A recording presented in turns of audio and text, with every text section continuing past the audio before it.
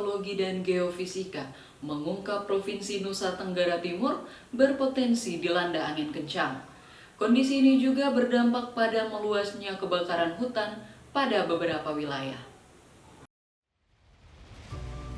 Angin muson timur saat ini melanda Provinsi Nusa Tenggara Timur. Berdasarkan monitoring Badan Meteorologi, Klimatologi, dan Geofisika, Perakirawan Cuaca Riris Elisa mengungkapkan, secara umum wilayah NTT telah memasuki musim kemarau. Beberapa wilayah yang berpotensi dilanda angin kencang diantaranya seperti di Pulau Timur, Kabupaten Rotendao, Kabupaten Saburai Jua, dan Kabupaten Manggarai Barat. Tak hanya itu, pihaknya juga mengingatkan cuaca maritim yang berpotensi pada gelombang tinggi yang mencapai 2,5 meter di perairan Laut NTT, yakni Laut Sau, Selat Sumba, dan perairan Kupang Rote, yang berisiko tinggi terhadap perahu nelayan dan kapal tongkang.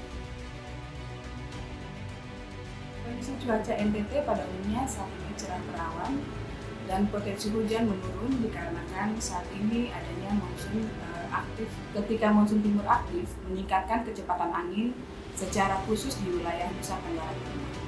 Dan untuk perairan gelombang di Nusa Tenggara Timur berkisar antara 0,5 hingga 2,5 meter. Potensi angin kencang saat ini di Kupang berdampak pada kebakaran lahan dan hutan. Oleh karena itu, BMKG mengimbau masyarakat agar tidak membuang puntung rokok dan membakar sampah pada tempat yang berpotensi terjadi kebakaran. Selain itu juga diimbau bagi warga yang tinggal di pesisir pantai untuk selalu waspada, terutama para nelayan dan kapal tongkang.